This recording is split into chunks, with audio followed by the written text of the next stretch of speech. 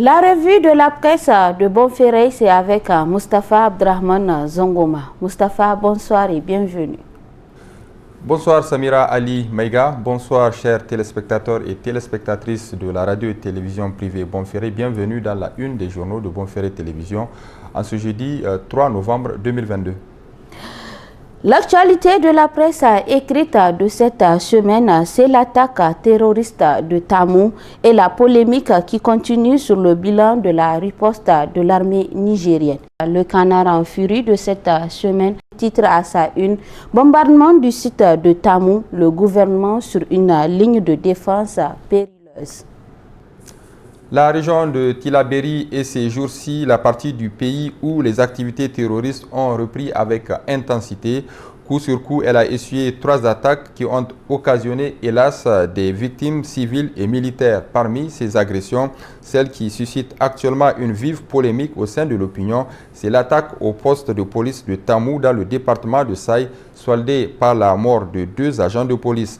Le bombardement aérien du site d'orpaillage dans le cadre de la traque engagée contre les assaillants a occasionné plusieurs dizaines de morts selon des informations ventilées sur les réseaux sociaux, contre seulement 7 morts et 24 blessés d'après le chiffre avancé par le gouvernement de la République du Niger, lequel gouvernement soutient qu'il s'agit d'une frappe chirurgicale ordonnée après confirmation que les éléments terroristes se sont repliés dans le site d'orpaillage après avoir commis leur forfait pour cacher des matériels militaires emportés à l'occasion de leur attaque sous des hangars bien identifiés. Le communiqué du ministre de la Défense nationale publié le 25 octobre pour donner la version officielle des faits et ainsi contrecarrer les rumeurs a davantage envenimé la polémique au lieu de l'atténuer, tout comme l'intervention du ministre de l'Intérieur qui a fait le déplacement de la localité avec une équipe de journalistes samedi pour compter le nombre de tombes et crier triomphalement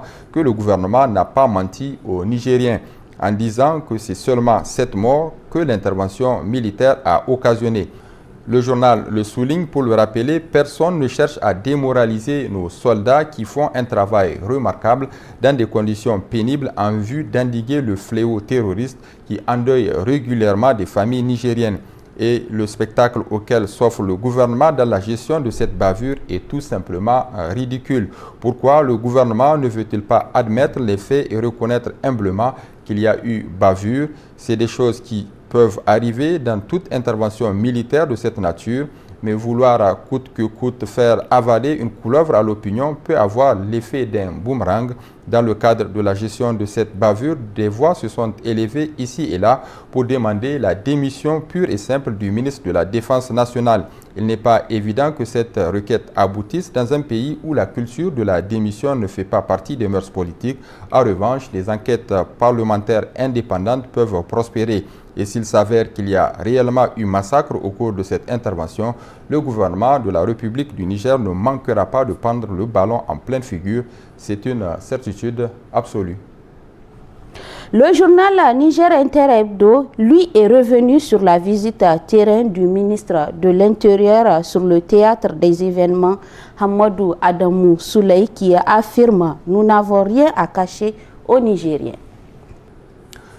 Pour le décès de 2 policiers à la suite de l'attaque du poste de police de Tamou, aucune enquête n'est réclamée à leur nom et pourtant certaines organisations de la société civile se sont mobilisées pour qu'une enquête internationale soit diligentée pour faire la lumière sur la riposte de l'armée contre les terroristes, écrit le journal Niger Inter Hebdo de cette semaine. Tournons la page Niger. TLP, par exemple, fait monter les enchères en évoquant un inexplicable massacre de dizaines d'orpailleurs lors d'une opération de ratissage de l'armée nigérienne. Le M62, pour sa part, sans donner de preuves ou de chiffres exacts, parle d'orpailleurs qui seraient morts dans leurs trous, d'autres auraient été enterrés dans les concessions du village de Tamou ou encore dans des champs.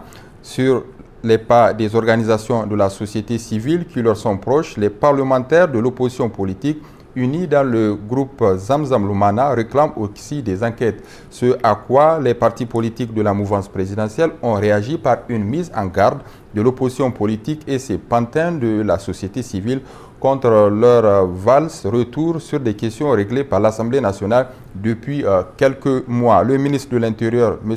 Amadou Adamou Souley, de retour des lieux de l'attaque, a indiqué que le président de la République l'a dit: les Nigériens sauront ce qui s'est exactement passé. Je crains fort que ces gens-là soient déçus. En tout cas, pour certains, nous n'avons rien à cacher. À l'épreuve des faits, les pourfendeurs n'ont pas pu démentir le communiqué du ministre de la Défense nationale faisant le bilan de l'attaque terroriste. Mieux, le ministre de l'Intérieur a apporté un démenti sans appel à ceux qui voudraient instrumentaliser la situation sécuritaire au Niger. Le quotidien L'Enquêteur d'hier mercredi est intrigué par ce qu'il a qualifié de silence bavard de Bazoum Mohamed. Volubile de nature, le 27 novembre 2021, le président de la République, Bazoum Mohamed, a cru utile de s'exprimer sur le blocage d'un convoi militaire français au Burkina Faso. Le président nigérien s'en est vertement pris aux manifestants burkinabés tout en réaffirmant son indéfectible soutien à l'ancienne puissance coloniale, rappelle le quotidien L'Enquêteur d'hier mercredi. Mohamed Bazoum a critiqué tour à tour l'incapacité de la junte malienne à obtenir des résultats efficaces en matière de sécurité et les coups d'État. L'analyse est fidèle à la réalité. Le président nigérien adore s'immiscer dans les affaires maliennes. Voilà qu'un événement tragique survenu sur notre territoire cette fois-ci qui exige de Bazoum Mohamed qu'il s'adresse à ses concitoyens. Mais le président de la République a préféré envoyer son ministre de l'Intérieur au charbon. Les Nigériens ne sauraient se contenter de cette dérobade. Ils veulent la vérité telle qu'elle, surtout que l'opération déminage du ministre de l'Intérieur n'a pas été couronnée de succès. C'est connu de tous, il n'y a pas de propre guerre. Les bavures, les dégâts collatéraux surviennent même durant les opérations militaires les mieux préparées. Ce n'est pas la vérité qui tue une seconde fois les victimes collatérales d'une guerre, c'est plutôt le mensonge, le travertissement des faits. Voilà pourquoi les Nigériens attendent ardemment une prise de parole du président de la République par rapport aux événements de Tamou. Le journal Le Monde d'aujourd'hui de cette semaine s'interroge. À quelle fin le site d'orpaillage de Tamou a été fermé?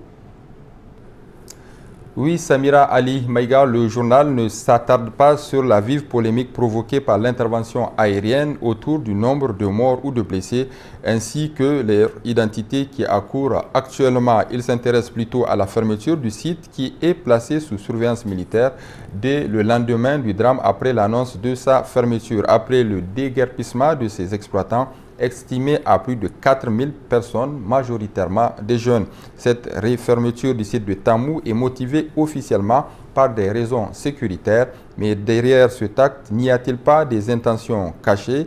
Dégager la zone pour faciliter, par exemple, l'implantation des forces militaires étrangères accueillies dans notre pays par le gouvernement pour nous aider à combattre les groupes terroristes. C'est une hypothèse qu'on ne peut pas totalement exclure quand on sait que la région de Tillabéri est censée abriter l'essentiel de ses forces et que Tamou est une localité sensible au regard de sa proximité avec le Burkina Faso. Un autre atout de taille, selon le journal, c'est une zone réputée riche en ressources naturelles, dont l'or. Il faut donc faire place nette en procédant au déguerpissement du site et à sa fermeture au motif qu'il est clandestin. Proposition de loi en cachette portant indemnité des députés. Une flagrante violation de l'article 62 du règlement intérieur de l'Assemblée nationale. C'est le titre qui barre à la une du journal L'Éclosion de cette semaine. Nos députés ont transmis à l'Assemblée nationale une proposition de loi élaborée dans la plus grande discrétion portant rehaussement de leur indemnité et avantages. Le travail a été fait dans le plus grand secret. Personne à l'Assemblée nationale n'a eu vent de cette proposition de loi en dehors de ses initiateurs pas même le personnel administratif qui gère la paperasse. Parmi les députés, aussi rares sont ceux qui étaient au parfum, rappelle le journal L'Éclosion, à l'heure où le gouvernement demande des sacrifices aux pauvres citoyens en les imposant impitoyablement à travers le gasoil. Le voilà qui décide d'augmenter les avantages et indemnités de députés dont l'utilité même est contestée par bon nombre de Nigériens.